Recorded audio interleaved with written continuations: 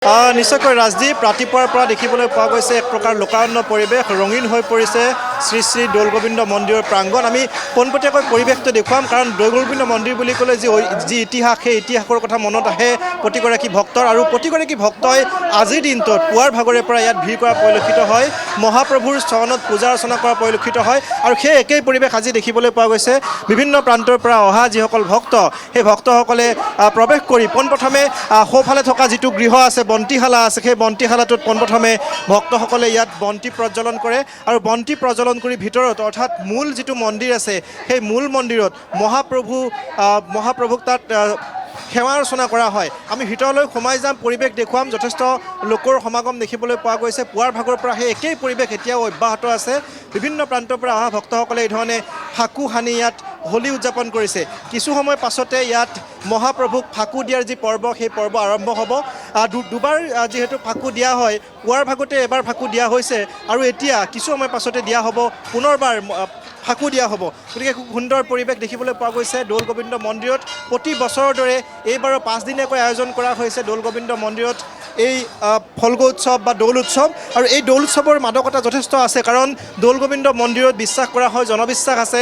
ইয়াৰ বিভিন্ন ৰাইজে বিশ্বাস কৰে যে দৌল গোবিন্দ মন্দিৰত আজিৰ দিনটোত অৰ্থাৎ দৌলৰ মূল যি দৌল অনুষ্ঠান, সেই মূল দৌল উৎসৱৰ দিনটোত যদি আহি ইয়াত ভগৱানৰ চৰণত, মহাপ্ৰভুৰ চৰণত পূজা অৰ্চনা কৰা হয়, তেতিয়াহ'লে ভক্তসকলৰ যি মনৰ বাঞ্ছা, সেই বাঞ্ছা পূৰণ হয় বুলি বিশ্বাস কৰা হয়। আৰু আমি দেখুৱাইছোঁ যথেষ্ট ভিৰ, দুটাকৈ শাৰী আছে, আৰু এই শাৰী দুটা গৈ ভিতৰত যিহেতু কালিৰ দিনটোতেই যি মণিকূটৰ পৰা গোসাঁইক বাহিৰলৈ অনা হৈছিল, আৰু বাহিৰলৈ অনাৰ পাছত বাহিৰত স্থাপন কৰা হৈছিল, আৰু আজিৰ দিনটোত তাতে দৰ্শন কৰিবলৈ ইয়াত দিয়া হৈছে ভক্তসকলক। বিভিন্ন প্ৰান্তৰ পৰা আহিছে বিশেষকৈ ভক্তসকল। আমি কথা পাতিম।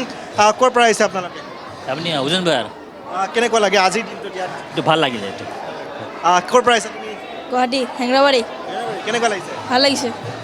দৌল গোবিন্দ মন্দিৰ বুলি ক'লে বিশেষ কিছুমান বৈশিষ্ট্য দেখিবলৈ পোৱা যায়, যথেষ্ট মানুহ হয়, ভক্তৰ সমাগম হয়। কেনেকুৱা লাগিছে আজিৰ দিন? ভাল লাগিছে, খুবেই ভাল লাগিছে, খুবেই ভাল লাগিছে আহি কিনে।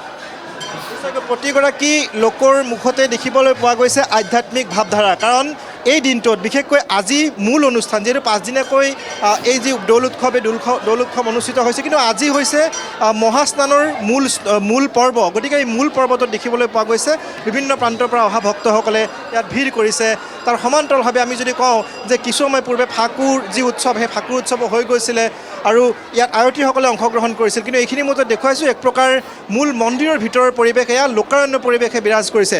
পুৱাৰ ভাগৰ পৰা সেই একেই পৰিৱেশ দেখিবলৈ পোৱা গৈছে, আৰু কিছু সময়ৰ পাছতে যিহেতু গোসাঁইক ইয়াত স্থাপন কৰা হৈছে, মণিকূটৰ পৰা কালিৰ দিনটোত অৰ্থাৎ মেঘদান যি পৰ্ব আছিল, সেই পৰ্বৰ পৰা যিহেতু গোসাঁইক বাহিৰত 5 দিন ৰখা হয়, আৰু আজিৰ দিনটোত সেই যি আমি দেখুৱাইছোঁ, বিনোদন মৃন্ময়ে দেখুৱাইছে, সেই যিটো গৃহ, সেই গৃহটোৰ ভিতৰত গোসাঁইক স্থাপন কৰা হৈছে। আমি কিছু আগুৱাই যাম, আগুৱাই গৈ সেই ভিতৰৰ পৰিৱেশটো দেখুৱাবলৈ যত্ন কৰিম। সম্পূৰ্ণ আধ্যাত্মিক পৰিৱেশে বিৰাজ কৰিছে।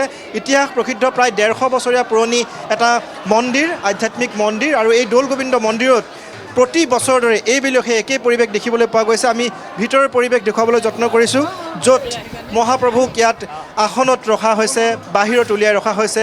পুৰোহিতে ইতিমধ্যে মন্ত্ৰোচ্চাৰণেৰে মুখৰিত কৰা পৰিলক্ষিত হৈছে। ভক্তসকলে ইয়াত আশীষ গ্ৰহণ কৰিছে। আমি দেখুৱাইছোঁ এয়া হৈছে প্ৰভু শ্ৰীকৃষ্ণৰ মূৰ্তি, আৰু সেই মূৰ্তিটো পোনপটীয়াকৈ আমি দেখুৱাইছোঁ। এই মূৰ্তিটো জনবিশ্বাস কৰা হয় যে ইয়াত উদ্ধাৰ কৰা হৈছিল, আৰু সেই জনবিশ্বাস অনুসৰিয়ে ইয়াত দেখিবলৈ পোৱা গৈছে বিভিন্ন প্ৰান্তৰ পৰা লোকসকল আহিছে। যথেষ্ট বিশ্বাস আছে, জনবিশ্বাস আছে। আমি দেখিছোঁ এক প্ৰকাৰ সোঁত বৈছে ভক্তৰ। কি ক'ব বিচাৰিব আজিৰ দিনটোত? আজিৰ দিনটোতো অতি আনন্দৰ দিন। আজি মহাপূজাটো ইতিমধ্যে চলি আছে। এতিয়া খন্তেক সময়ৰ পিছতে প্ৰভুক যি ফাকু দিয়া পৰ্ব, সেই পৰ্বটো বৰ আকৰ্ষণীয় এটা মুহূৰ্ত। আমাৰ ৰাইজে তাৰমানে এই কিছু সময়ৰ পিছতে প্ৰভুক তাৰমানে ফাকু দিব, আৰু ফাকু যিসকল ব্যক্তি দিব, সেইসকল ব্যক্তি বিশেষ ব্যক্তি অৰ্থাৎ তেওঁলোক লঘোণে থাকি বস্ত্ৰ তাৰমানে পৰিধান কৰিব লাগিব, অন্যথা তেওঁ ফাকু দিব নোৱাৰে।